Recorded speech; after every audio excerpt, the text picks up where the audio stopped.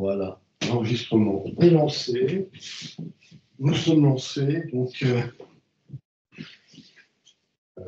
Danefil, Stéphane est caché dans le coin, Serge. Alors, qui veut parler pour raconter un petit peu ou un grand peu, allez, c'est possible, ou un petit beaucoup, on ne sait jamais, il y a le peu et le beaucoup. Comment. Moi, j'ai un petit, parce que j'ai vraiment eu 2 semaines un peu difficiles. Dans le peu d'expérimentation, les auto-observations étaient plutôt du type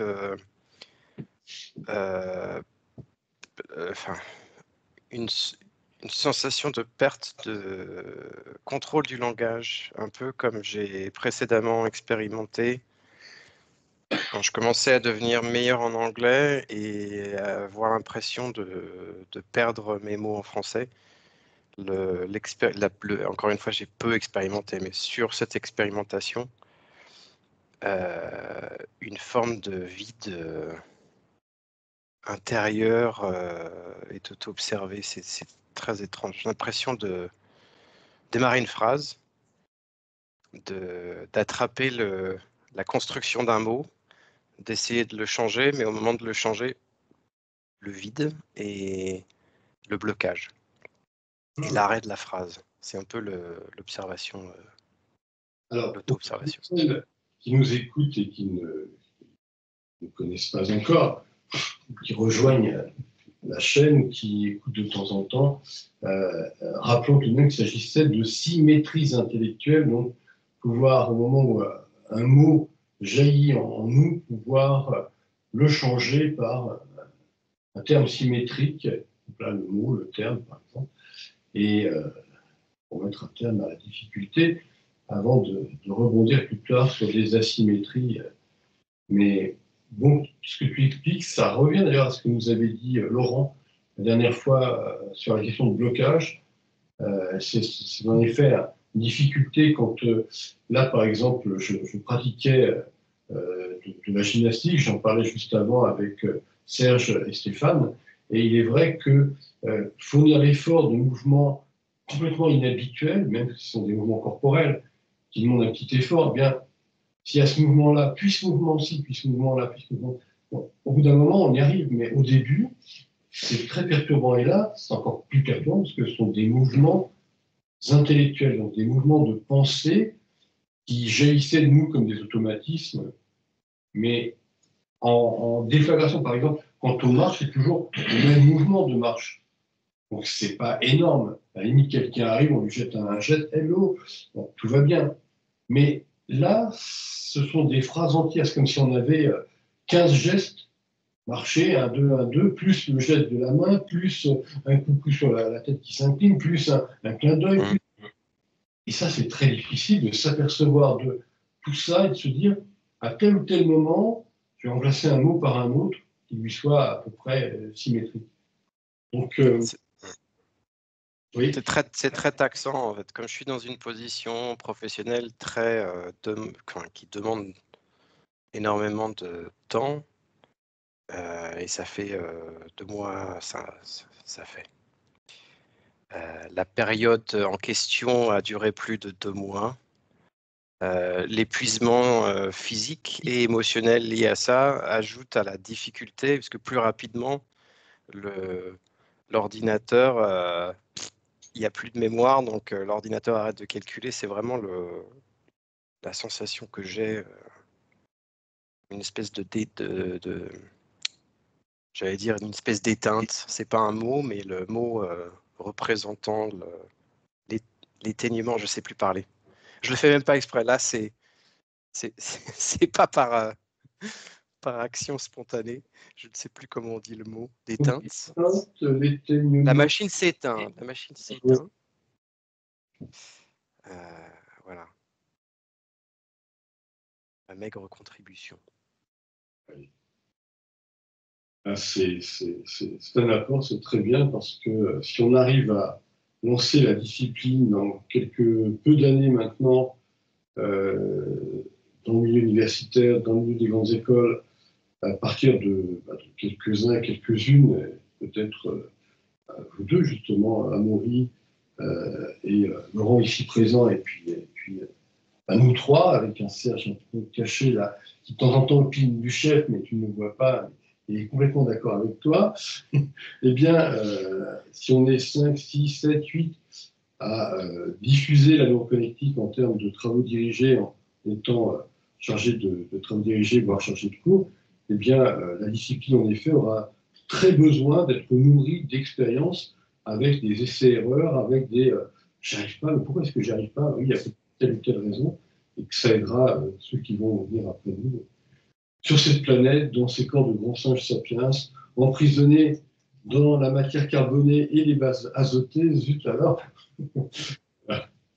Je peux terminer sur une note positive qui est non pas spécifique à l'expérimentation des dernières semaines, mais ce que j'ai également auto-observé, c'est tous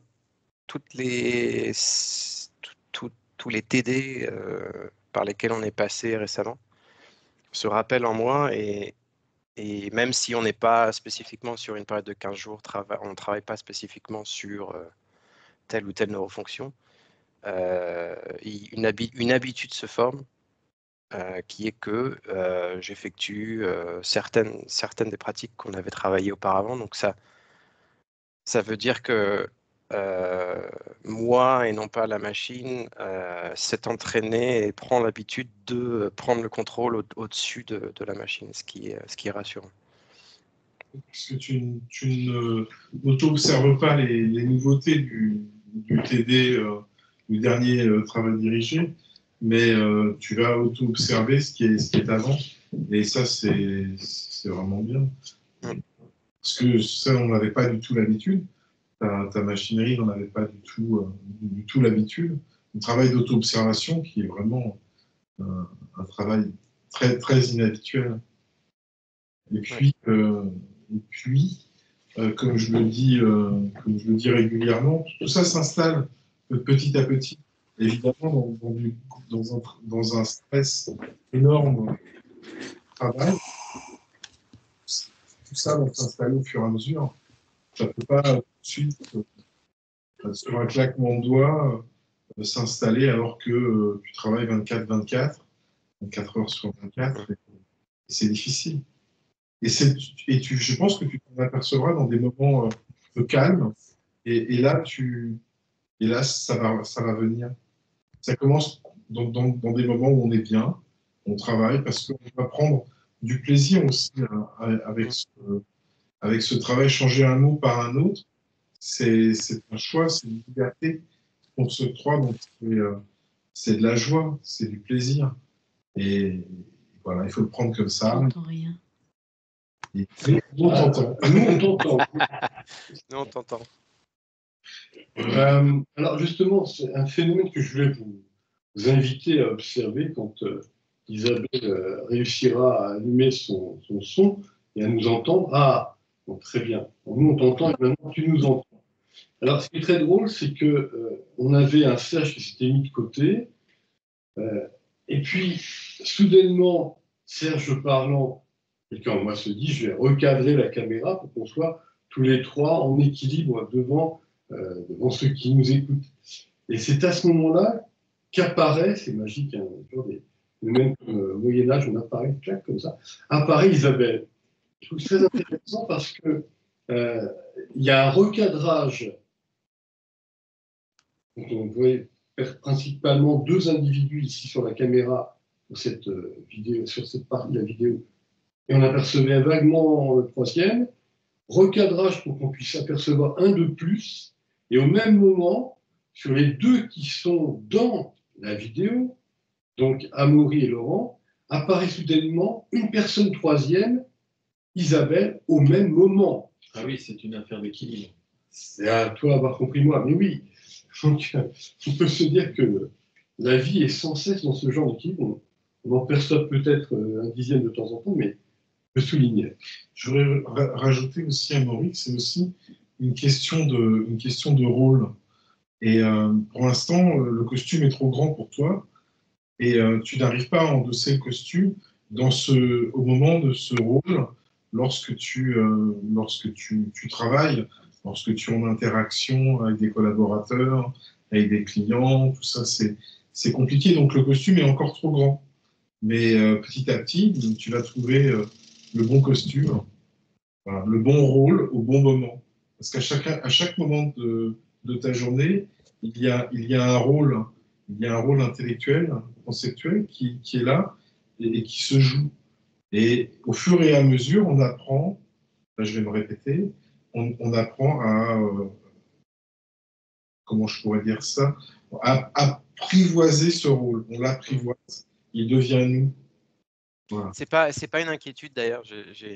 En français, ça marche aussi, mais je dis toujours apprendre à être confortable avec l'inconfortable, ce qui veut dire que j'auto-observe l'inconfort, le déconfort, mais ça ne crée pas d'anxiété, c'est plutôt une observation, une auto-observation, où dans l'expérience, je sais que l'apprentissage va décoller à un moment donné, donc je sais où je me trouve dans l'apprentissage et j'observe le chemin vers la croissance du contrôle de la maîtrise. Donc c'est tout ce que tu racontes, c'est tout à fait vrai. Et effectivement, je m'en inquiète pas, je prends patience et je laisse le pilote prendre le contrôle de l'avion gentiment dans le simulateur d'abord, avant de prendre le vrai avion en vol. Oui, c'est ça. Alors, si je prie d'inviter à narrer pour qui a expérimenté des inhabitudes symétriques intellectuelles, Laurent, t'es-tu entraîné à remplacer des mots par d'autres?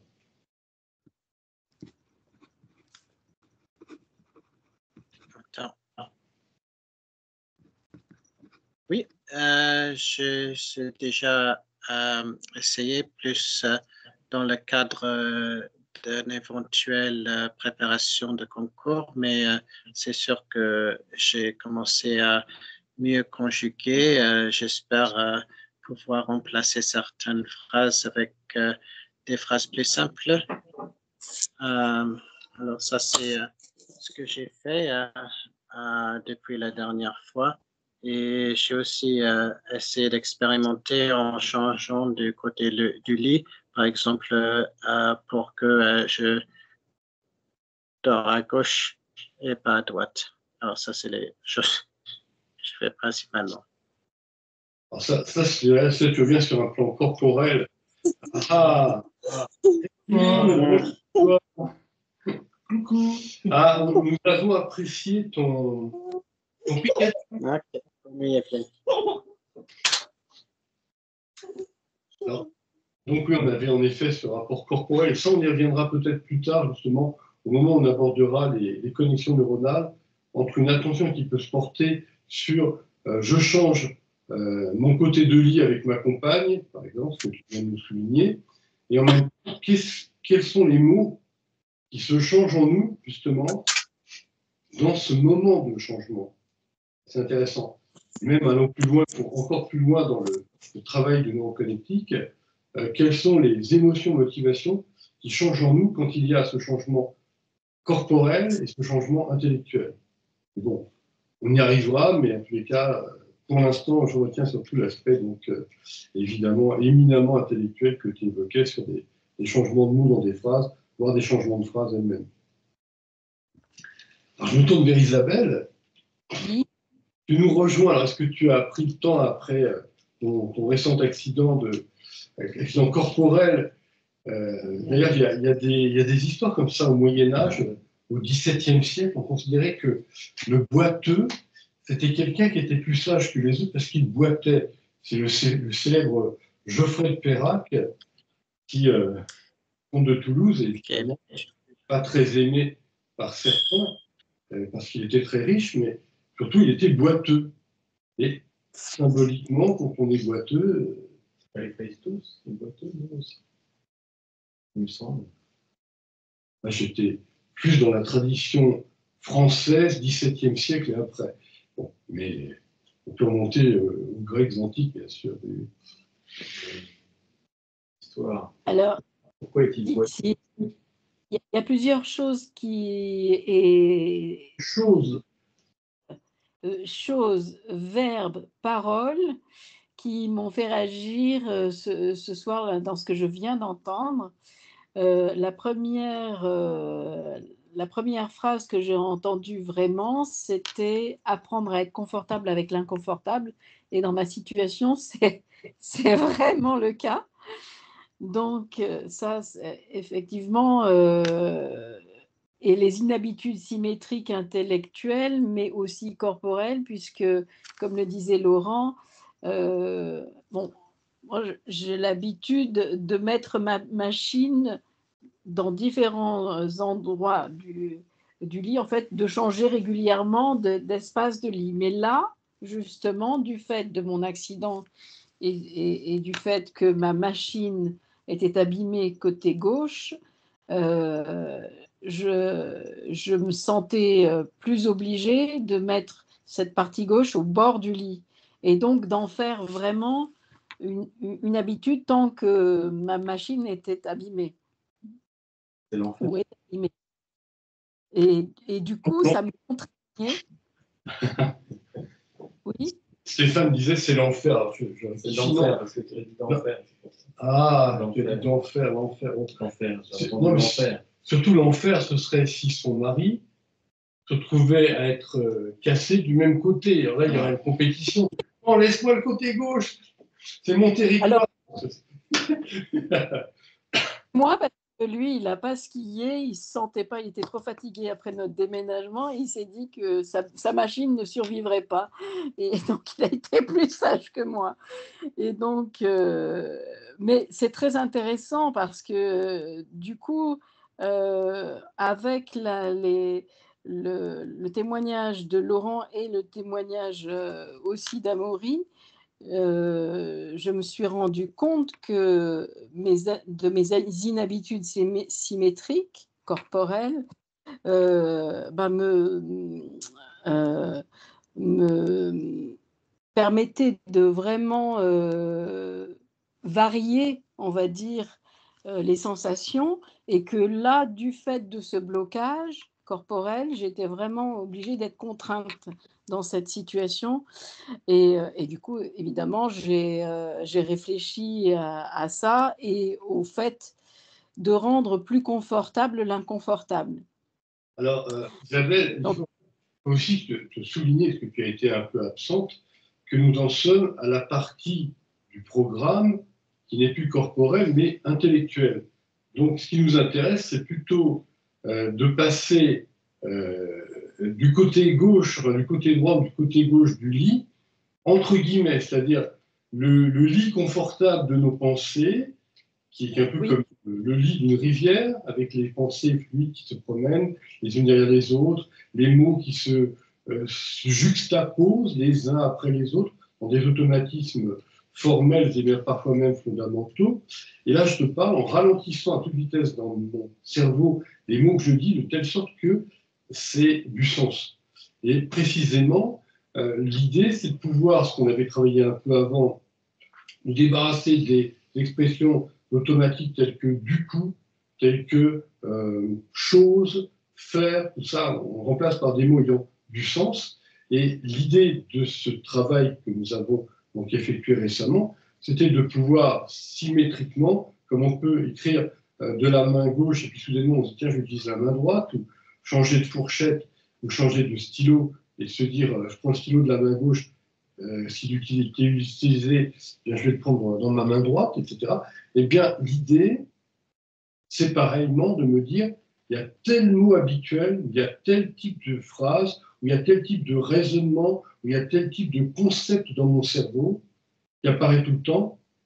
Donc, c'était main gauche ou main droite, eh bien, je vais inverser. Je vais prendre un type de mot, de phrase ou de concept, de très loin, qui soit, ou d'idée, de concept, qui puisse être le complément pour justement forcer mon cerveau à atteindre le degré de liberté, pour me désautomatiser et pouvoir enfin avoir une plénitude du monde des possibilités du cerveau humain.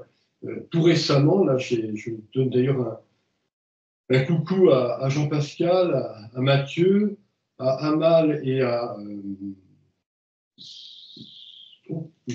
petite erreur, je ne me souviens plus de son prénom, Sophia, que j'ai rencontré ce samedi et qui vont peut-être donc, ont été très motivés, se joindre à l'écoute de notre chaîne, quand bien même ils ne pourront pas évidemment rattraper le coup et être avec nous, mais ils étaient donc très motivés par précisément cette prise de conscience des mots. On va très loin, c'est-à-dire qu'à un certain moment, pouvoir se dire j'ai tel mot que je remplace par tel autre, j'ai ce fluide automatique que je remplace par une conscience. Ça va où et ça nous mènera où? Et là, la discussion que nous avions, tous les 5, eh bien, elle allait très loin. Nous développons ChatGPT, il y en a un qui l'utilisait dans le groupe, justement, ChatGPT version 5, il me semble, quelqu'un d'autre dans le groupe utilisait version 3. Et ils étaient en train de dire, mais ça a évolué à une telle vitesse que plein de gens vont se retrouver sans métier, sans profession, sans activité, parce que c'est tellement en train d'aller vite à se développer que nous, intelligence naturelle face à l'intelligence artificielle, ben, nous sommes finis. Mais nous ne sommes pas finis si nous nous intéressons à notre neuroconnectique cérébrale et à nous dire, nous sommes capables d'avoir 1 degré de liberté, et à ce moment-là, on va être capable de relancer l'évolution d'Homo sapiens, c'est-à-dire peut-être un autre humain plus performant, Homo pertinens, donc plus l'humain sage, mais l'humain intelligent, pour traduire le latin, mais justement et précisément parce que nous pouvons fournir ces efforts qui nous amènent à 1 degré de liberté, plus, eh bien, nous restons en compétition avec les robots et l'intelligence artificielle de demain. Nous restons au présent, mais nous resterons aussi demain et après-demain, parce qu'en compétition avec, et en collaboration, parce que c'est aussi sympathique, ces robots qui vont nous aider pour toutes les tâches subalternes, mais nous, humains, notre intérêt, c'est précisément, c'est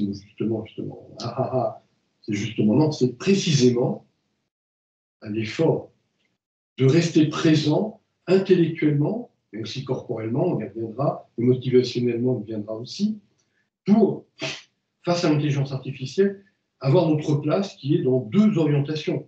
D'une part, la créativité, d'autre part, l'intuitivité. Création, intuition, donc tout ce qui est innovation, tout ce qui est invention, à nous d'être très, très dynamiques dans le moment présent. Voilà. Donc, je rebondis donc, après tout ce petit coucou. À moi. Tu me dis, Oui. j'entends parfaitement ce que tu me dis et ça rejoint ce que je ressens de l'importance de placer à la fois son intention, son attention et la quantité d'énergie nécessaire pour maintenir justement notre attention. Ceci dit, c'est vrai que comme entrée en matière, moi j'étais tellement ramenée dans mon corps par cette expérience, effectivement, que ça a été le premier, on va dire, la première attention. J'étais obligée de ramener mon attention vraiment dans mon corps pour pouvoir faire face à l'inconfortable, justement.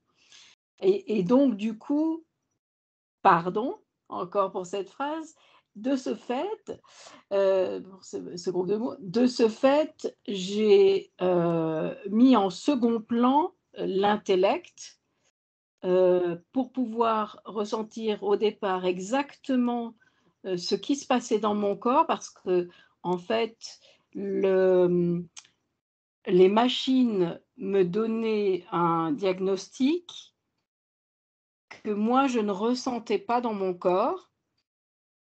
Compte tenu du diagnostic des machines, ma machine n'aurait pas dû marcher. Or, je peux marcher. Et donc, ça a accaparé toute mon attention pour comprendre ce qui se passait vraiment dans mon corps à ce moment-là. Et dans tous les petits mouvements que je peux faire dans tous les jours pour voir qu'est-ce qui se passe entre le diagnostic justement de ce que disent les machines et ma machine à moi et ce que je sens et comment comment je peux justement à nouveau être confortable et le plus en équilibre possible dans cette machine qui est déficiente quand même. Voilà. D'où le témoignage que je viens de faire. Mais je comprends tout à fait que vous en soyez à un autre niveau. Et je vais tenter de maintenant m'élever au niveau intellectuel pour pouvoir être de la partie dans vos réflexions. Non, c'est très bien aussi ce que tu nous dis. Il est vrai que lorsque notre machine biologique et psychologique, c'est-à-dire nous, entre guillemets, ce dans quoi nous nous réveillons chaque matin, se trouve avec un risque terrible, comme tu le dis, les machines, des médecins qui t'annoncent les gens vont plus fonctionner, vont plus marcher. Et toi, tu te dis, mais non, je sens bien mon corps, ça va marcher. C'est sûr que ça nous perturbe tellement qu'on n'en est pas à se dire, est-ce que je dois employer le mot, enfin l'expression ça va marcher, ou l'expression ça va fonctionner. On n'en est pas là, je te comprends fortement, parce qu'on a tous pu passer par des moments terribles. Donc, bien sûr. Alors oui, on a une disparition momentanée, une réapparition. Bon. Alors, je vais vous proposer, à moins que Stéphane ait envie de narrer un peu. Personnellement, j'ai essayé d'auto-observer comment permuter les mots dans les phrases avant de les prononcer, ce qui n'est pas forcément très facile. Et j'essaye d'arriver au niveau des lettres. Voilà. J'ai auto-observé que c'était en fait une grande magie que la façon dont nous fonctionnons. Parce que de façon très automatisée, on fabrique, alors on prend des lettres qu'on assemble en mots, qu'on assemble en phrases, et tout ça en étant guidé par le sens que l'on projette sur quelqu'un ou sur un être humain qu'on prend pour nous-mêmes. Et je trouve ça extrêmement, surprenant, et presque ça me surprend de plus en plus. Je me demande en fait comment cette magie s'est câblée quand j'étais tout petit. Comment finalement on arrive à fabriquer ce langage, et comment c'est quelque chose d'extrêmement aussi pauvre par rapport à notre richesse sensorielle, et comment ça peut aussi occulter la présence à soi. C'est-à-dire que le langage est aussi quelque chose d'extrêmement artificiel. Et donc, il empêche d'entendre quelque chose qui est beaucoup plus continu. Donc voilà, je suis dans ces auto-observations. En tout cas, c'est ce que l'exercice a provoqué chez moi, c'est ces interrogations. Et c'est cette surprise. Enfin, oui, c'est très riche ce que tu dis. À la fois, ça me rappelle Jean-Pierre Changeux et Alain Berthoz qui avait travaillé sur ce mécanisme projectif, à savoir que nous avons des neurones qui passent leur temps à projeter. Et à partir de là, on est devant ce que tu viens de dénoncer, c'est-à-dire une bizarrerie, comme tu dis, une sorte de magie. Se dire que des groupes de neurones partent fabriquer des mots, puis des mots, choisissent ces mots-là à toute vitesse, d'où d'ailleurs la problématique quand on essaie de ralentir. Et j'entendais Isabelle qui essayait de ralentir à un moment donné pour remplacer une expression, c'était du coup. Et quand elle essaie de ralentir pour trouver un autre terme, elle se dit en elle, mais si je ralentis, je perds du temps, puis ils ne vont pas m'écouter.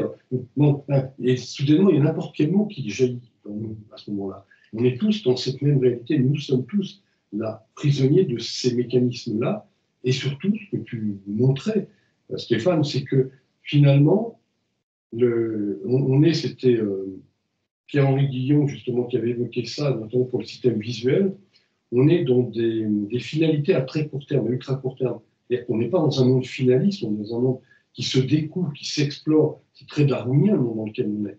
Mais en même temps, on a un système, tout notre système intellectuel, notre système même corporel, fonctionne par, même motivationnel, je lance, allez, on se lance, on se lance, on se lance.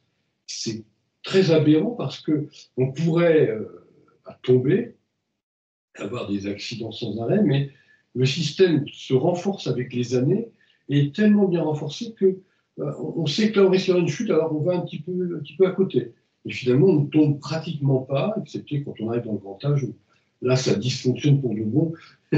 Voilà. Mais avec les nouvelles technologies, ça va peut-être plus dysfonctionner, du moins plus de la même façon, donc ça va être encore un monde très interpellant qui vient dans les années 2040-2050, mais bon, en tous les cas, oui, ton apport me semble très bienvenu pour les neuroconnecticiens présents et futurs. Alors, Serge, tu veux y rajouter peut-être? Non, je pensais à une forme d'agilité neuronale, mais tout ça s'installe avec le temps. Et là, évidemment, déjà un stoppage, se dire je vais changer un mot par un autre à un moment dans la phrase parce que tu vas entendre le du coup qui est en train de s'activer en toi, il n'est pas encore sorti de ta bouche, mais tu l'entends et il y a une panique qui arrive. Déjà, c'est un progrès. Donc, moi, je suis passé par là, donc j'ai commencé en 2006, donc je suis passé par là. Je le prends comme il doit être pris, c'est-à-dire c'est déjà un progrès. Par rapport à ce que vient de dire Serge, j'ai un rebond dans quelques neurones miens que j'ai envie de vous offrir parce que ça me paraît en effet très important et par rapport à ton envie, Isabelle, de nous rattraper rapidement. Souvent, le principe utile, il est de nous dire, c'est comme si on remplaçait un mécanisme par un autre, du coup, peut-être remplacé par, puis là on se trouve une formule, par conséquent, ou par exemple. Eh bien, à partir du moment où on a une formule, donc on a un mécanisme, on est toujours dans l'automate, on est toujours prisonnier des automatismes. Mais, attendu que nous avons à ce moment-là deux automatismes possibles. L'automatisme ancien habituel, du coup, puis un autre qu'on vient de créer, le par conséquent. Par exemple. Eh bien, là, à chaque fois qu'on va avoir le mot du coup, l'expression du coup qui est prête à jaillir, apparaît de plus en plus par conséquent. Et là, le 1 degré de liberté commence à apparaître puisqu'il y a deux possibilités. C'est quand il y a la démocratie, quand il y a la diversité, que la conscience jaillit, évidemment. Et là, c'est une conscience, donc ce sont des activations que j'ai dénommées dans les travaux de recherche de neurocognitive dans les livres, synapse de stade 2 de veille. Parce que là, la synapsisation devient différente d'habitude, précisément parce qu'il y a un phénomène d'hésitation. C'est-à-dire c'est comme si on envoyait, on appellera populairement l'influx nerveux, vers ici, mais possiblement vers là aussi.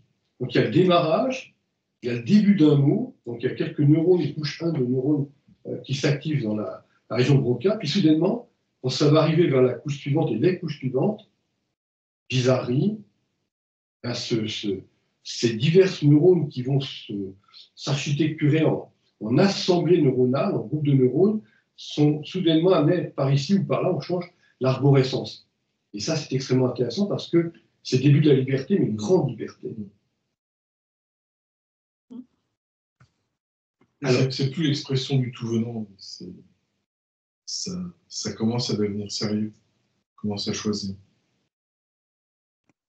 Alors, je vous propose, nous sommes aujourd'hui peu nombreux, d'attaquer, de nous lancer dans le travail dirigé suivant. Dans le travail dirigé suivant, je propose à Stéphane de nous lire un petit peu, puis je vais après vous lancer quelques idées de mise en pratique. Alors, on trouve le livre, donc, Neuroconnectique enseignement, que quelques étudiants avaient, avec aussi mon aide, bien sûr, publié en 2016 et republié en 2018 par les éditions universitaires européennes. Et donc, Stéphane. Donc, cours pratique numéro 10, inhabitude asymétrique conceptuelle. Expérimentation basique et auto-observation. expérimenter comment neurofonctionner conceptuellement autrement de l'autrement, dans le sens d'asymétriquement, pour explorer le commencement de l'immensité de notre liberté. Objectif de l'expérience. L'objectif ici, pour l'étudiant en neuroconnectique, est d'auto-observer et d'expérimenter basiquement des inhabitudes divertissantes de façon asymétrique les habitudes conceptuelles, donc intellectuelles, entrantes et sortantes de l'automate conceptuel en lequel nous nous réveillons chaque matin. Alors, expérience d'étudiants et d'étudiantes. Neurofonction conceptuelle numéro 13 et numéro 9. J'ai auto-observé un soudain bref blocage dans mon cerveau quant au fait de parler et au fond de penser en langue française. La solution que m'ont proposé mes neurones intellectuels, solution que j'ai de tout jeu accepté, fut de le dire en anglais. Je ne sais pas si c'est pas Amaury qui avait lancé ce petit texte, mais en tout cas... J'ai un gros bagage sur le sujet. J'ai expérimenté le remplacement du verbe passe-partout faire, non pas par réaliser ou effectuer, mais par un nouveau verbe qualifiable de fruit de ma créativité conceptuelle. J'ai donc osé cet après-midi, j'irai siester durant 1 heure. Alors ça, c'est aussi extrêmement important de réaliser comment nous pouvons, là aussi, développer notre liberté, notre innovation, nous libérer de... moi, je pense que l'autre ne comprendrait pas si je dis siester, mais si l'autre comprend tout de suite. Et oui, donc, osons. J'ai osé davantage en utilisant un verbe et en lui donnant un sens restant compréhensible dans le contexte, quoique différent de son sens habituel. À la place de dire « pour plus de confort, je vais porter mon sac à l'épaule », j'ai dit « pour plus de confort, je vais épauler mon sac ». J'ai continué mes expériences d'inhabitude asymétrique en utilisant un mot usité habituellement par nos cousins québécois. Je prends mon char à la place de je prends ma voiture. J'ai exploré in vivo dans mon laboratoire intérieur d'autres expériences d'asymétrie créative plus farfelues telles que je choisis celle-ci à la place de je choisis celle-ci, ou en modifiant l'expression populaire, nous vivons une époque à la noix, par nous vivons une époque au pois chiche, ou encore j'ai un jardin secret par j'ai une forêt cachée. C'est pas mal. Quelle élégance. Et les Québécois ils disent j'ai laissé les clés sur le banc du char. Ah. Je ne comprends pas trop. J'ai poursuivi mes expériences en capturant les mots inutiles d'un point de vue cognitif et d'un point d'écoute cognitive, mots que nous prononçons ou que ça en nous prononce mécaniquement, pour remplir tel que voilà quoi, c'est ce que je voulais dire enfin, c'est ce que je voulais dire, enfin, tu sais, tu vois, et j'ai opté pour les remplacer par un mot ferme, lucidement pensé. Je les ai auto-observés afin de trouver quelles émotions de ma biopsychomachine ils traduisaient et sinon trahissaient, afin de les exprimer. Par exemple, et tout peut signifier je pourrais encore en dire long sur le sujet.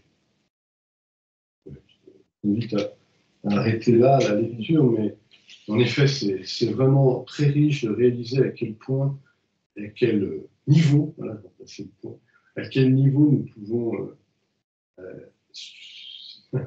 subtiliser, rendre subtil des expressions. Oui. Neurofonction conceptuelle numéro 11 et 12. J'ai expérimenté de ne plus procrastiner certaines idées auxquelles ma biopsychomachinerie a l'habitude d'éprouver une grande difficulté à opérer. Par exemple, me mettre au travail sur un projet qui demande une intense réflexion. Je t'invite à relire le petit passage là-bas parce que c'était vraiment riche et je pense qu'il est bien pour les uns et les autres de le réentendre maintenant. Celui sur la fin, c'est ça ou... Oui, c'est ça. C'est j'ai poursuivi Ben, mes voilà, le voilà quoi, parce que on entend tellement de gens qui parlent, par exemple, qui vous disent blablabla, tu vois. Ah oui. Ben non, je vois pas, j'entends. Vous allez me dire, entends-tu ou tu entends. Oui, donc où ça en nous prononce, ça prononce en nous mécaniquement. Pour remplir, tel que voilà quoi, c'est ce que je voulais dire, enfin, tu sais, tu vois, et j'ai opté pour les remplacer par un mot ferme, lucidement pensé. Voilà. Oui, c'est bien. Alors, je me permets donc de lancer ce travail dirigé numéro 10, donc d'inhabitudes intellectuelles asymétriques. Justement, on va briser un peu la symétrie. J'ai pris quelques notes pour vous présenter un peu quelques idées au-delà de ce qui était écrit dans ce livre des années 2010. On puisse ensemble écrire un livre des années 2020, voire 2030, parce que la discipline se développe et que de plus en plus on développe nos cerveaux et que l'humanité se développe. Par exemple, je vous en ai déjà parlé, mais j'y reviens parce que c'est un petit trait de fonctionnement logique. On parlera de logique mathématique, de mathématiques spéciales, on parlera de gens qui préparent des classes préparatoires. Et bon. Mais plein de gens, parfois des gens qui ont l'air intelligents, je dis dans tel domaine, c'est un personnage, lance des phrases qui ne sont pas logiques. Exemple, il doit l'attraper avant qu'il ne s'enfuit. Et s'il ne s'enfuit pas, il n'y a pas besoin d'attraper avant. Donc le ne est en trop. Donc la vraie phrase, c'est il doit l'attraper avant qu'il s'enfuit.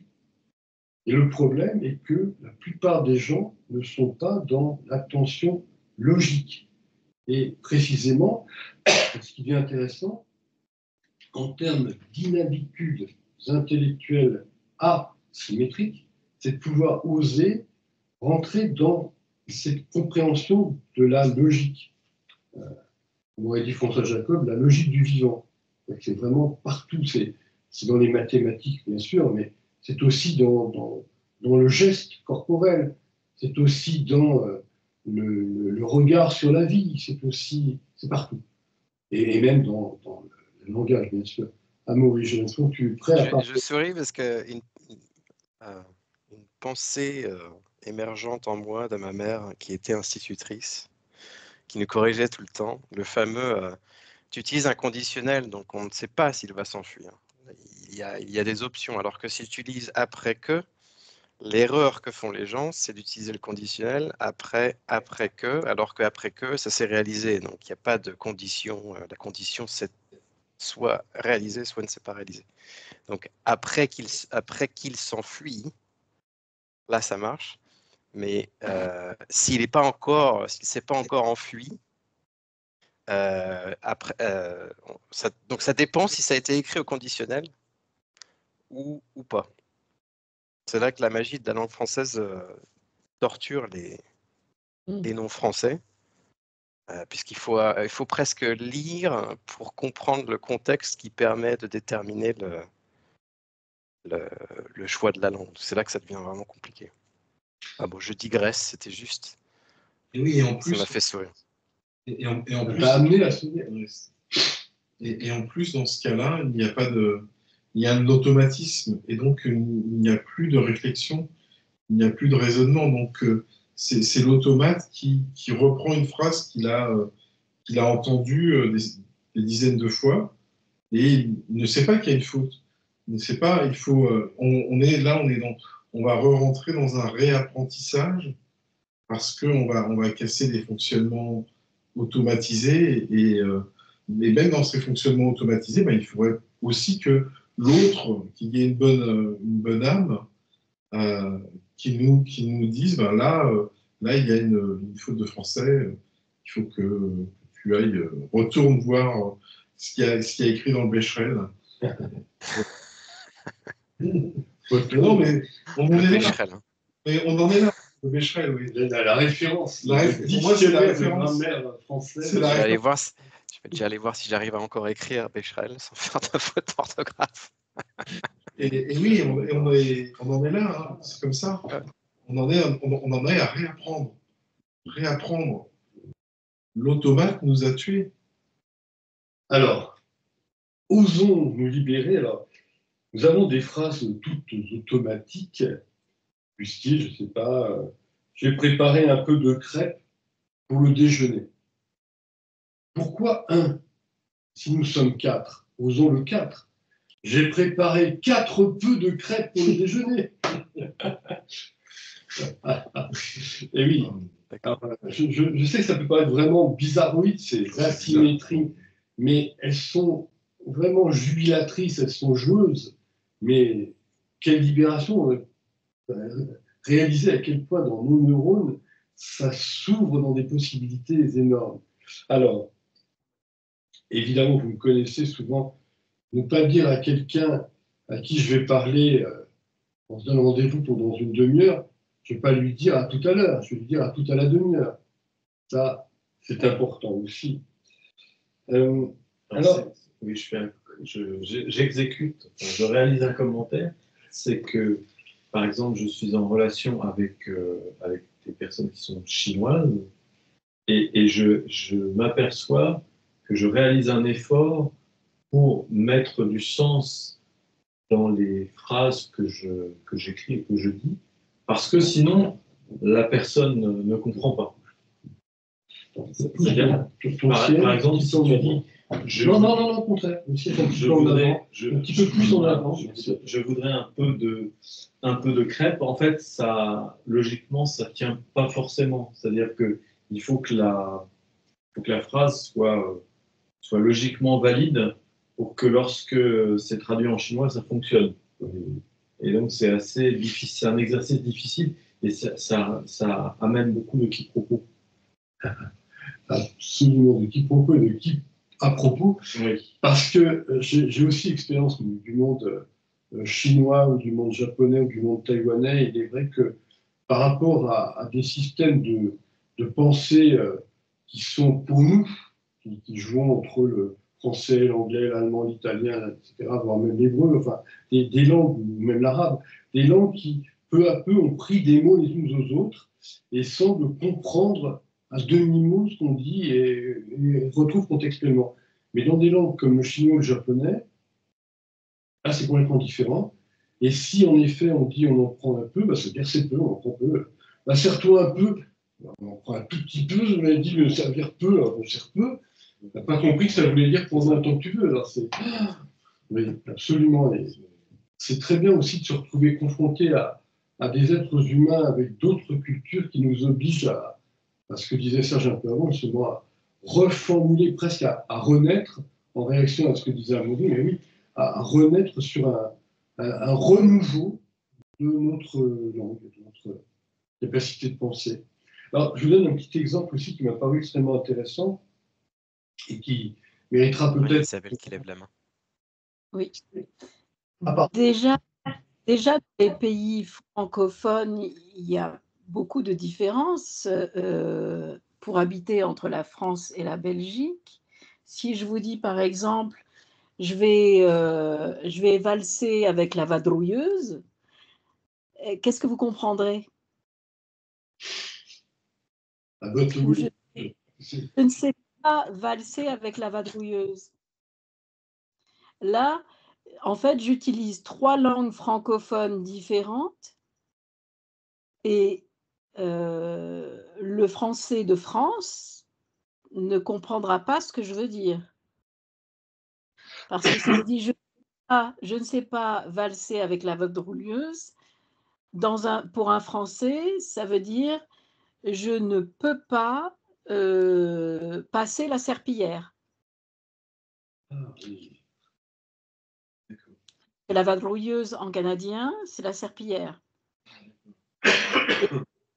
Je ne sais pas en belge, c'est je ne peux pas. Ah, oui. Donc, on arrive à vraiment des quiproquos incroyables, extraordinaires, parce que tout ce qu'on s'est dit auparavant, c'est vraiment par rapport à une langue franco-française. mais pas francophone. Donc, c'est très intéressant de voir et d'entendre et de comprendre en fait le sens des mots pour chacun associé à d'autres mots peut vraiment dire tout autre chose.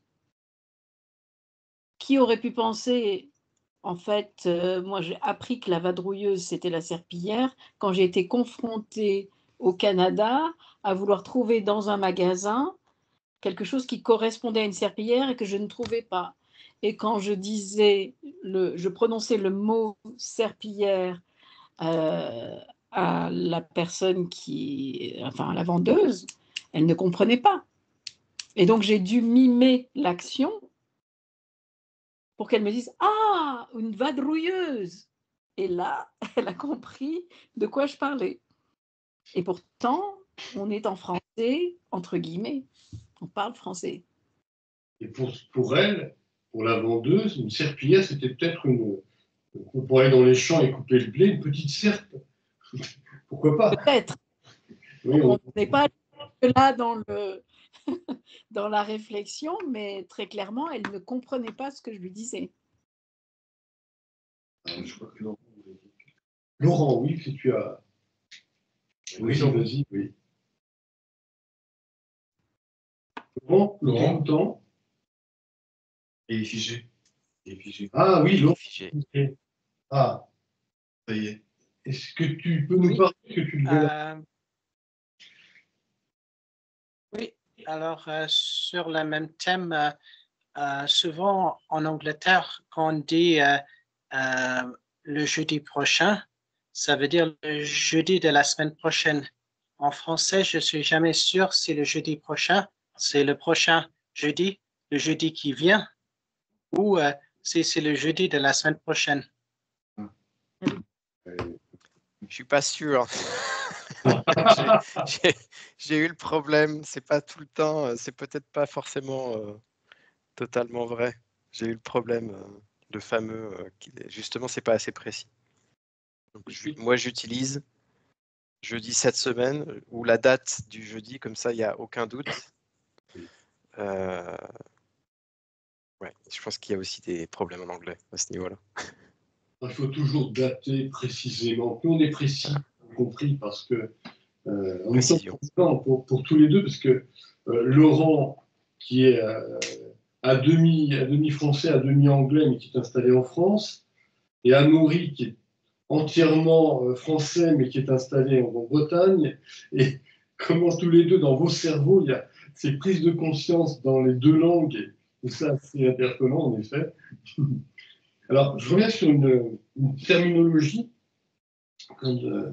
En tant que membre de la Société française d'exobiologie, j'avais rédigé un article publié dans une revue qui s'appelle, si le nom m'échappe, ça me reviendra, justement c'était donc toute une journée d'exobiologie avec certains qui expliquaient ceci et cela sur, par exemple, si on va dans les fonds marins, dans la fosse des Mariannes, à côté du Japon, si on est à 4000 mètres de profondeur, est-ce qu'on va trouver des formes de vie qui résistent à par exemple, des souffles très très brûlants, ou au contraire, des niveaux de froid immensément froids, et ces formes de vie qui résistent nous interpellent.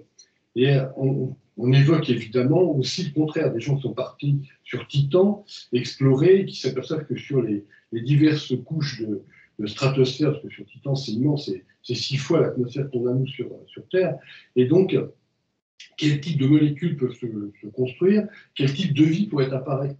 Alors évidemment, à un moment donné, il y a donc Grégoire Danger, qui à ce moment-là, il était secrétaire général de cette société savante, et il avait noté extraterrestre. Et je lui dis non, extraterrien. Il dit oui, si tu veux, bon, il n'était pas très, très d'avis, mais bon, c'était dans le moment où lui, parce qu'il avait été aussi intervenant, moi j'étais simplement finalement rapporteur, donc je n'avais que à reprendre les uns les autres, avec évidemment l'article était sous son contrôle, donc il y a deux noms qui apparaissent. Et à ce moment-là, Ça doit s'appeler, la revue, c'est Notre Planète Info, il me semble, sur la revue. Donc, exobiologie. Et là, ce qui se passe d'extrêmement intéressant, c'est que dans mon cerveau, il y a à nouveau une logique qui m'amène à dépasser l'habitude usuelle, justement intellectuelle, et qui m'a invité à réfléchir sur le plan d'une inhabitude asymétrique, à savoir déjà de comprendre où était l'habitude symétrique.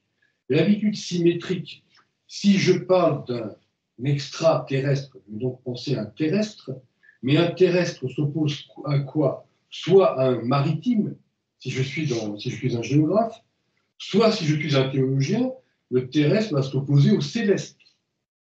Alors que si je veux avoir un raisonnement cohérent, je suis obligé donc de me dire, bien non, je vais parler plutôt d'un terrien, et donc en face, par rapport à un vénusien ou un titanien, si on prend le satellite géant Titan, eh bien, dans notre système solaire, eh bien, on peut à ce moment-là se dire, on ne va plus parler d'extraterrestres et d'extraterriens. Voilà des petits mots importants, mais à considérer. Alors, il y a oui, des blagues parfois. Alors, il y a des blagues déconnectées, des blagues connectées quand on rigole un peu.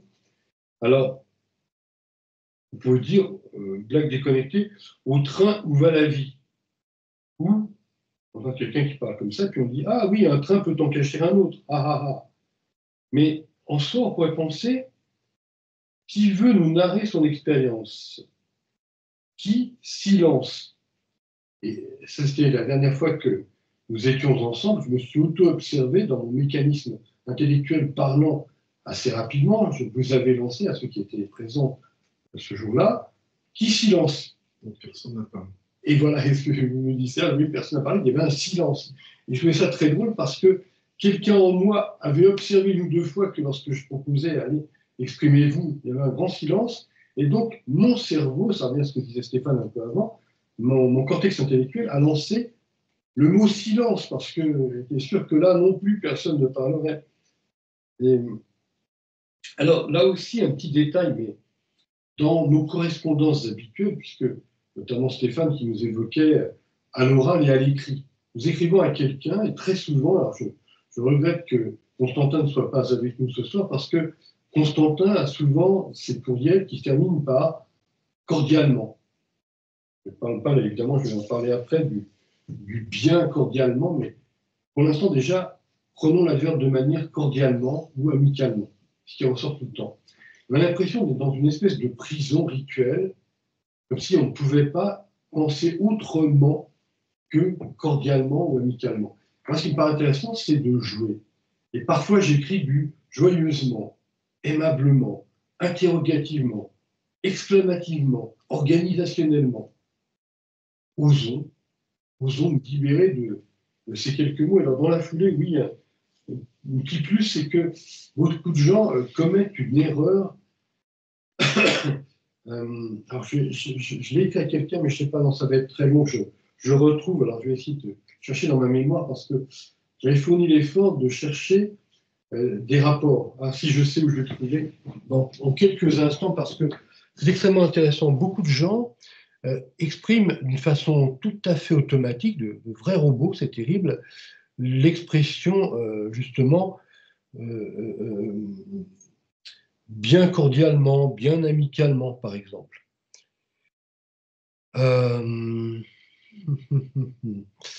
Or, il s'avère que cette expression, elle est fausse. Dans la langue française, alors, pour les deux Britanniques d'exportation et d'importation qui sont présents, vous pourrez me dire si jamais en langue anglaise c'est pareil, mais je pense que c'est la même logique. Alors si j'arrive à le retrouver, on cherche. Voilà. J'avais écrit, c'était à Sarah, donc une jeune fille qui nous a rejoint, qui a rejoint notre chaîne il y a une ou deux séances avant. je lui avais écrit, justement par rapport au bien cordialement qu'elle m'avait noté, n'écris pas la formule populaire bien cordialement. Elle est composée de deux adverbes, dont un de dualité, bien, mal, et l'autre de manière, cordialement, amicalement, étonnamment, etc. La langue française n'admet pas qu'ils se suivent, car ceci est illogique. Tu peux écrire par contre très cordialement, qui marque la superlativité, peu, très, trop. Voilà, un exemple à considérer. Donc, dans ces mécanismes-là encore, qui, attendez, moi je reviens, qui nous empêchent beaucoup de liberté. Mais enfin, dans ce que j'avais pu noter, qui pouvait être intéressant pour lancer notre travail dirigé de ce soir et d'après, souvent, nous, êtres humains sapiens que nous sommes, nous perdons le sujet d'une conversation en cours de parole. Alors, sans parler des gens qui sont agaçants, ils disent blablabla, d'accord, blablabli, d'accord, comme si on était stupide et qu'on ne comprenait pas et qu'on avait besoin d'être d'accord. Mais là, je voudrais revenir sur cette perte en cours de phrase. Elle se manifeste souvent, vous l'observerez, en étant très attentif aux autres, d'abord, bien sûr, on est toujours attentif d'abord aux autres, mais ensuite à votre propre biopsychomachine sur le plan de la machinerie intellectuelle. Très souvent, par exemple, nous commençons une phrase. Le gouvernement actuel est toujours mauvais, évidemment, sauf si on en est membre, le gouvernement actuel n'a pas été compétent dans tel domaine. Et soudainement, phrase suivante, le quelqu'un qui parle se lance à dire, bizarrement, oui, ils n'ont pas agi de telle et telle façon. Il, au pluriel, qui c'est ? Qui représente ce il au pluriel ? Il représente les membres du gouvernement. C'est-à-dire que dans le cerveau du narrateur, ça passe de il, le gouvernement, à il, les membres du gouvernement. Mais ça n'a pas été dit, c'est non dit. Et très souvent, donc, il y a une perte, comme je disais à l'instant d'avant, de la conscience de ce qui était dit. On oublie ce qu'on a dit, on ne sait plus ce qui se dit, on ne sait plus que ce qui se dit comporte, en l'occurrence, un singulier. Il doit garder le singulier. Sinon, il nous faut ajouter une phrase. D'ailleurs, les membres du gouvernement. Voilà, c'était quelques petites introductions. Laurent, dis-nous.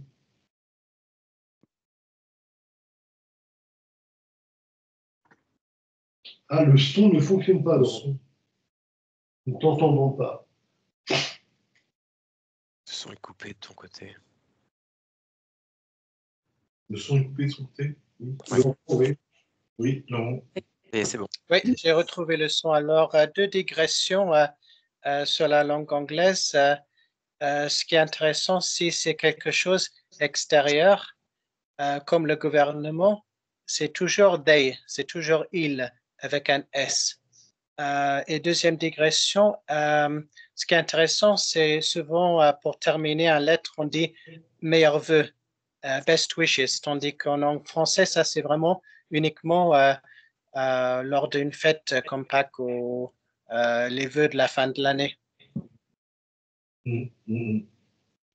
Alors, ce que tu dis aussi, j'avais une discussion, alors, il y a quelqu'un dans mes connaissances, on va dire, qui m'est très sympathique, mais qui a eu un moment d'hésitation quand je lui ai dit ce que je vais dire dans un instant, et qui est revenu vers son passé parce que rompre avec le connu pour explorer l'inconnu, c'est effrayant pour beaucoup de gens. Et à contrario des gens, Carole que vous connaissez, elle a très bien compris et a changé un mot. Très souvent, beaucoup de gens écrivent « mes amitiés » au pluriel, comme si je était capable d'offrir à autrui plusieurs amitiés. Ben non, je n'ai que mon amitié à offrir, au singulier. Donc, mon amitié. Et d'ailleurs, il y a la formule « dans l'amitié ». Donc, en effet, ce jeu entre pluriel et singulier, il nous montre comment des individus ont voulu exagérer, on est dans le superfétatoire, Moi, chers amis, je vous offre tous mes respects, comme si j'avais plein de respect. Ah non, c'est mon respect. Et au bout d'un moment, ça devient la formule à la mode. Tout le monde. Et oui, et de telle sorte que celui ou celle qui n'emploie pas la formule à la mode se dit peut-être que c'est mal. Non, c'est pas mal. C'est à moi, justement, de redevenir capable de raisonner par moi-même en toute liberté. Rappelons-nous que la base de la démocratie, c'est d'être capable de penser par soi-même, pas d'être pensé par un système. Oui, je suis en train de penser, ça veut dire qu'on peut avaler n'importe quelle couleur. Parce que les exemples que vient de donner Delphine, bon, c'est des exemples de grammaire, c'est des exemples d'élaboration de phrases. Et là, on s'aperçoit que c'est faux et ça rentre quand même dans le quotidien de tout le monde, finalement. Et là, on s'aperçoit que, on dirait n'importe quelle phrase, ça rentrerait dans le quotidien de tout le monde. Et puis, Oui, mais néanmoins, excuse-moi, je t'interromps, mais Néanmoins, et bouche en plus. néanmoins, Ah, je me la jouer de toute façon, néanmoins, Stéphane. Si je dis mes amitiés et mon amitié, le sens n'est pas tout à fait le même. Alors, quelle serait la différence pour toi? J'ai l'impression que dans un sens, il y a plus de choses offertes si je dis mes amitiés. Il y a plus d'éléments. C'est plus, c'est graduellement, c'est quelque chose de plus intense, que mon amitié. Alors d'un point de vue logique, peut-être que c'est faux, mais peut-être que voilà, je peux aussi peut-être être capable de donner plusieurs nuances d'amitié à quelqu'un. Je sais pas, moi ça me, je sais pas ça. Il faut demander au premier qui a utilisé cette expression. Pourquoi il l'a utilisé. Et aussi, peut-être qu'il y a plusieurs personnes en moi-même. déjà. Il y a plusieurs rôles. Il y a plusieurs rôles. Voilà, bon, ouais. Tu dis à Maurice, il y a le mot en colère. Le mot en colère, il t'offre son amitié. Hein. Ok. Il y a le moi joyeux. Le moi joyeux, ça oui. Mais je voulais te demander si tu signais parfois colèrement en fin de message. Je ne l'ai pas exploré. Il signe souvent curieusement. Oui. Avec espoir. Alors, parfois, il m'est arrivé justement d'essayer de trouver des mots, mais c'est vrai que ça revient à ce que disait sans le dire Stéphane, parce que quand je réalise, justement, parce que j'ai employé le terme superfétatoire il y a quelques minutes, quand j'ai envie d'exprimer au-delà de mon amitié, quand j'écris à quelqu'un avec ma sympathie, et il y a peu de temps, je ferai un livre à un ami qui soudainement me demande ta dédicace, voilà, ma dédicace, mais c'est un livre collectif, oui, mais quand même, offre-moi ta dédicace. Là, j'étais à la machine des prises de panique, et je dedans se dit, pour y arriver, que vais-je écrire? Et il me vient avec toute ma sympathie. Je n'ai pas marqué avec mes sympathies, parce qu'on reste dans la même logique du vivant, on n'a pas envie d'avoir des sympathies. Et d'ailleurs, quand on met des devant, c'est parfois négatif. Hein, quand je suis déstabilisé, Oui, il faut penser par soi-même. C'est ça. C'est ce qui est important. Sinon, à nous d'explorer. Et donc, je n'ai pas encore essayé coléreusement, mais je pourrais essayer peut-être avec le A privatif. La prochaine fois que je t'écris à Maury, le A coléreusement, donc, sans colère, et donc et je pourrais marquer et écrire à côté, et donc joyeusement, voilà, comme ça. C'est très original, très amusant. J'ai osé donc commencer, j'ai dit il y a quelques minutes, des termes bizarrement, amusamment par exemple. Alors, le logiciel essayait de me corriger amusément, il cherchait les mots les plus proches pour lui. Mais non, j'insiste, je veux amusément. L'intelligence artificielle cherche à te corriger Tout le temps. au propre comme figuré. J'entends bien, c'est terrifique. Est-ce que nous passons à la période entraînement, nous s'amusant à essayer quelques termes qui seraient osants? Ouais.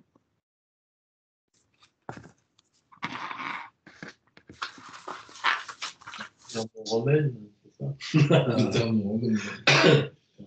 Justement, là, j'entendais le ouais d'Isabelle, et il est vrai que quelqu'un en moi a pris, de je ne sais quand, le ouais, et quelqu'un donnait à remarquer que le oui était plus élégant. Ah oui. Bon. Et moi-même, je suis souvent dans ma machine, c'est plutôt le ouais qui jaillit. Est-ce que le ouais n'est pas plus engageant? C'est ce que je faisais. Amicalement Il engageant? est sympathiquement plus élevé. Est-ce que le ouais t'était envoyé par un email qui était signé bien cordialement, du coup, exprimant le... D'ailleurs, je disais que bien cordialement, maintenant qu'on a vraiment conscience que ces deux mots ne devraient pas être mis ensemble, ne s'agit-il pas d'une asymétrie si tu l'utilises activement, en ayant conscience de l'irrégularité? Oui, intéressant. Intéressant. On va donc tous maintenant signer bien cordialement quand on envoie des emails à Danfield. Exactement. On va y penser. Et alors, il y avait le oui, le ouais, et à un moment, j'ai fait un ami, et il proposait le yep, yep. Ah oui. Et moi, je l'avais yep, yep. En fait, c'est un mélange de Québécois, de Belges et de Français, doublé de Suisse. Et après, ça fait une espèce de drôle de mélange. J'ai l'impression qu'il y a même du yiddish, et j'entends aussi, on va bientôt yodler. Oui, ça devient yépan. Yep, yep. Mais Laurent. Laurent. Oui, alors, juste pour une digression encore avec l'emploi de la langue anglaise en français, la plupart des fois que c'est utilisé, c'est mal utilisé. Burnout, effectivement, ça ne veut rien dire en anglais du tout. Forwarder, on dit ça maintenant souvent pour transférer un email. Encore en anglais, ça ne marche pas. Alors, je pense que en français, on a tendance à employer de l'anglais qui veut strictement rien dire, un peu comme Born to be Alive, la fameuse chanson des années 80.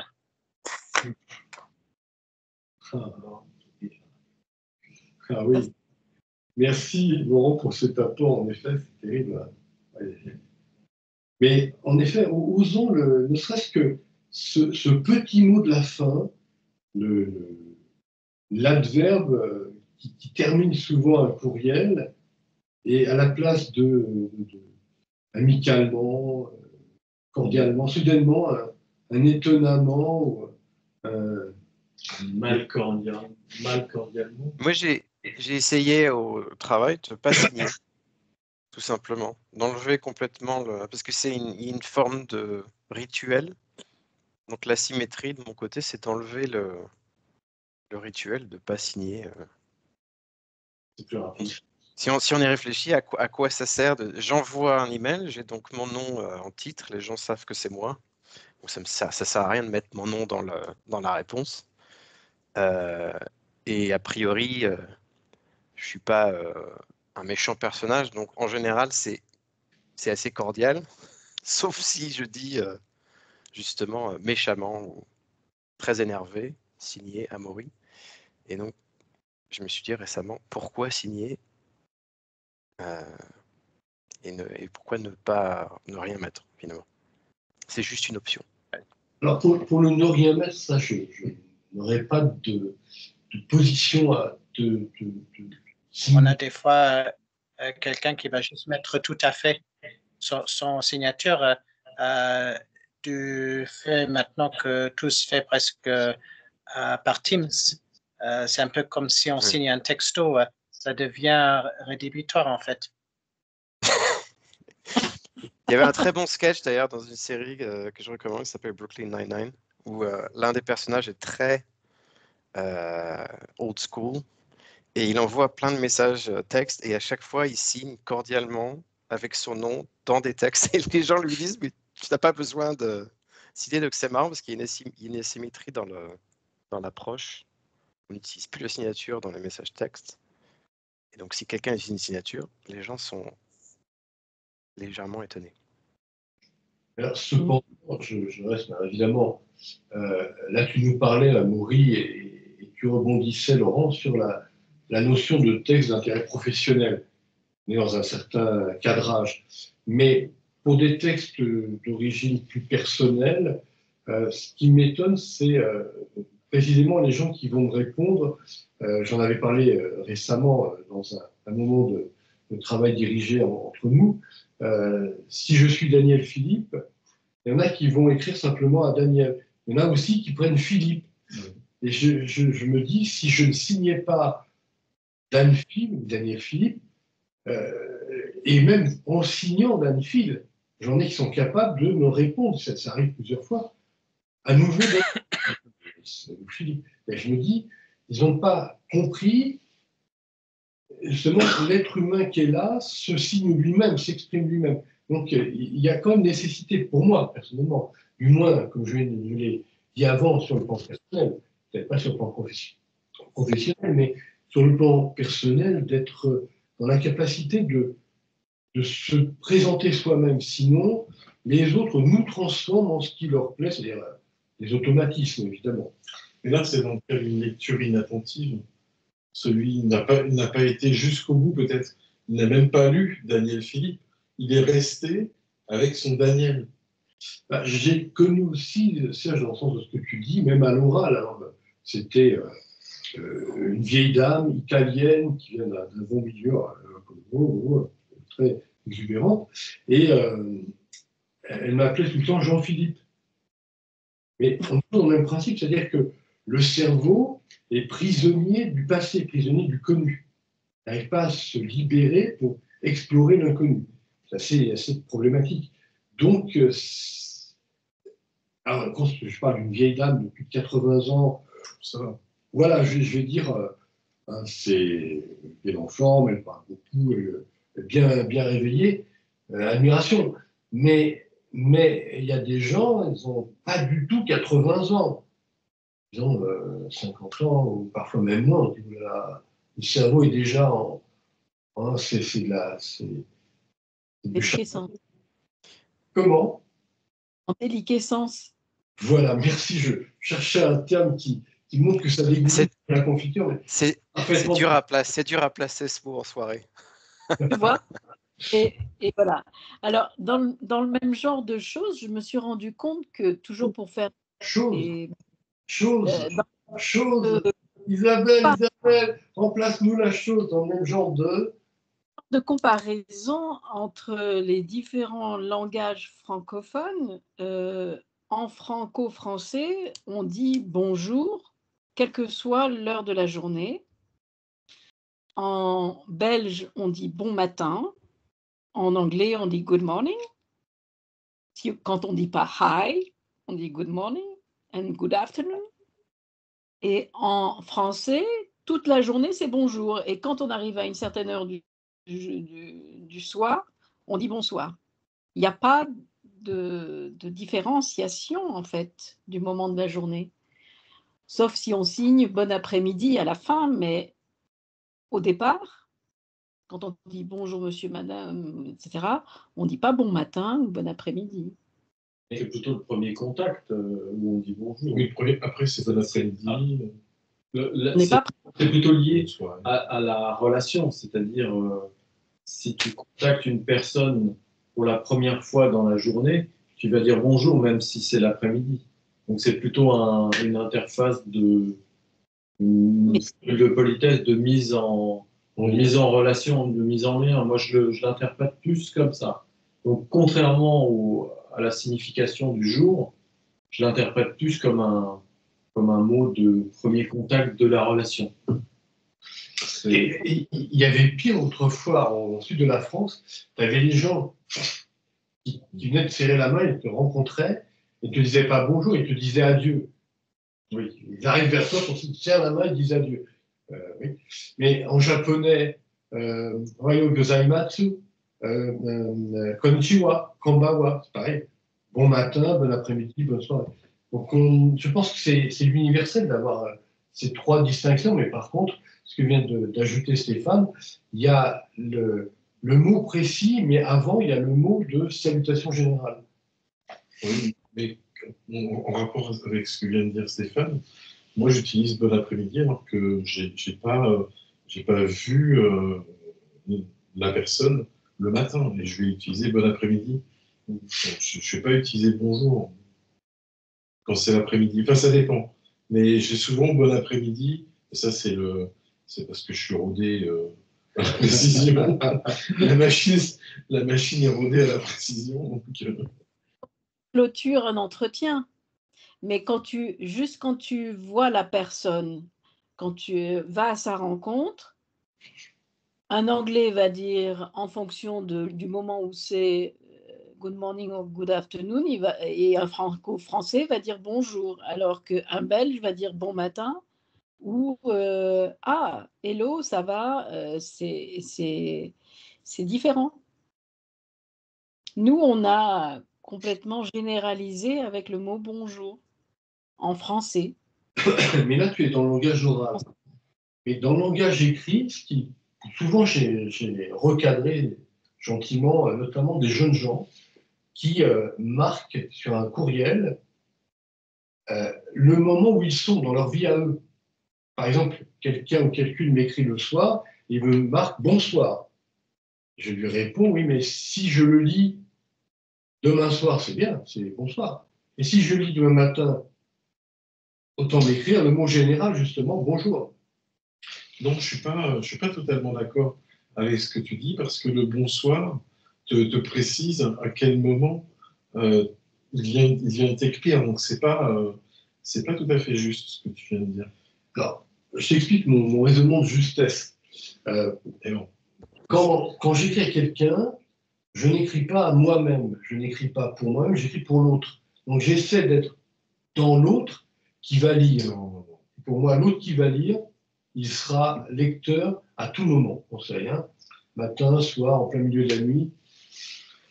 Donc je prends le terme général. J'entends ce que tu viens de dire. Bon, mais je suis pas très, je sais pas. C'est à réfléchir. Bah, par exemple, sans réflexion chez moi. dans mes relations, le fait d'écrire un message le soir ou de le connoter le matin n'a vraisemblablement pas la même, la même signification. Envoyer, je sais pas, des tendresses le soir, c'est pas la même chose que les tendresses le matin.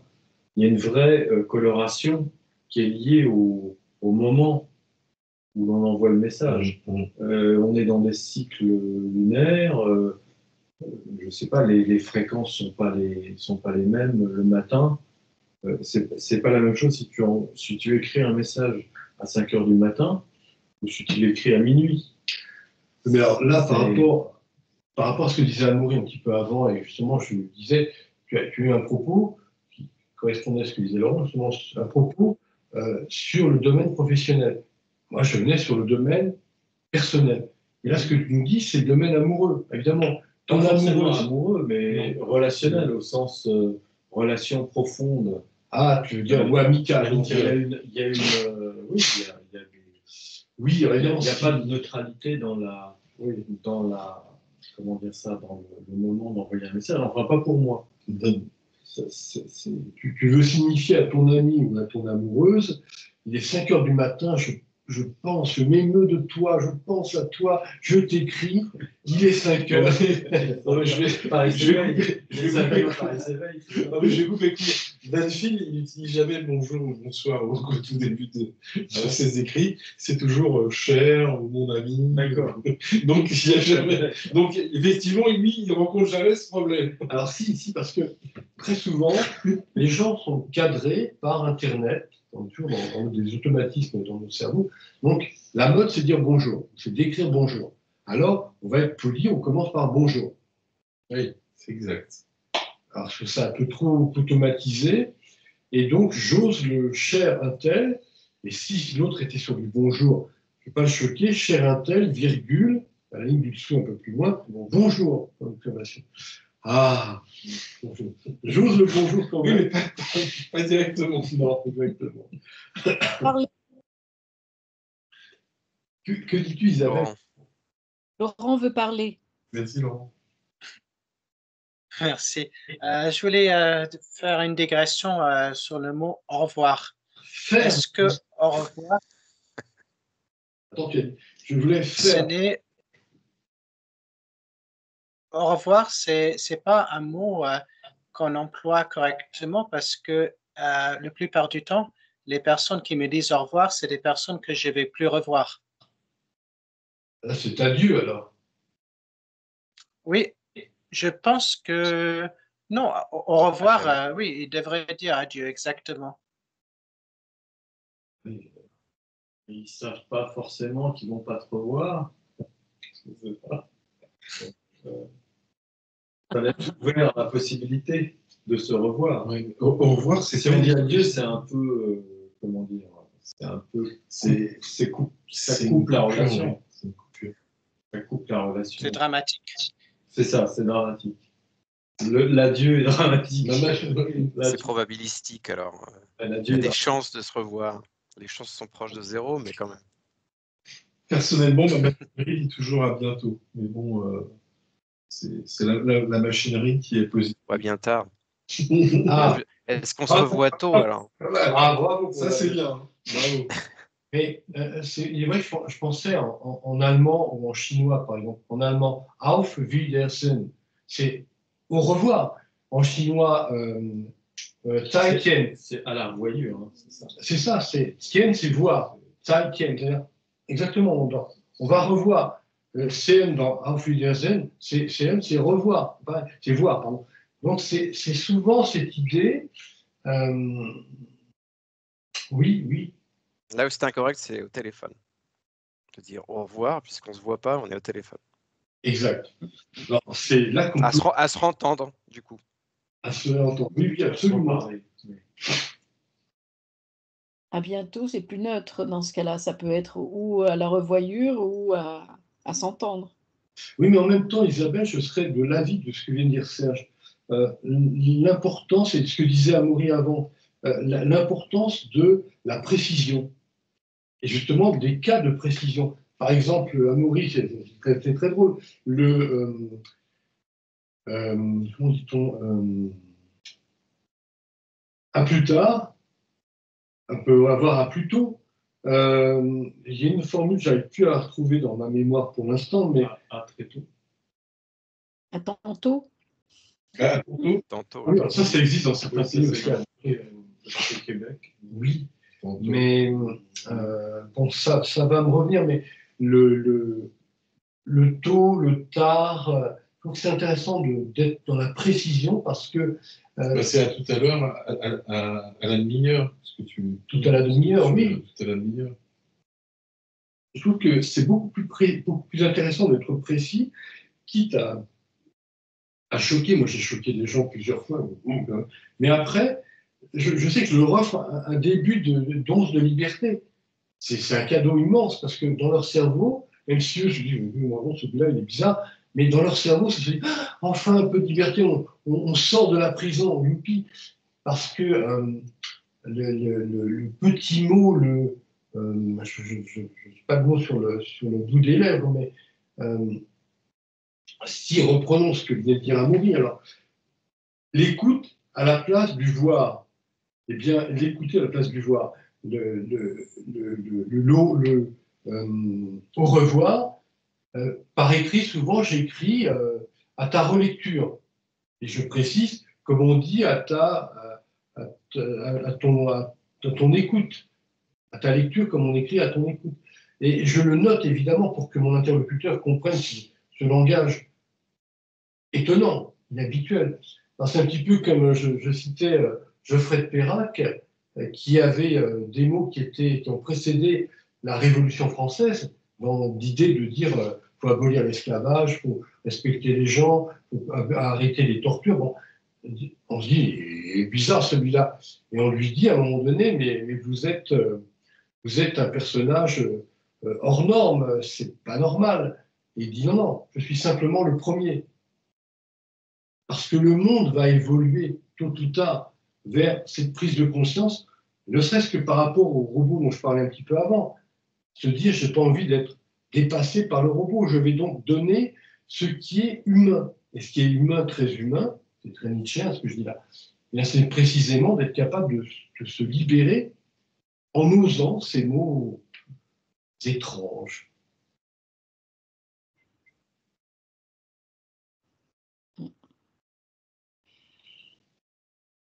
Après ce moment, donc, rapport à l'intelligence naturelle face à l'intelligence artificielle, est-ce que vous avez quelques mots de plus ou sinon nous allons clore la partie enregistrée?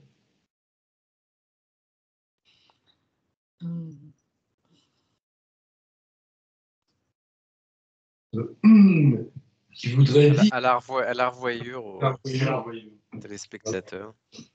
Ok, alors je clôt, je ferme l'enregistrement. Je clôt l'enregistrement.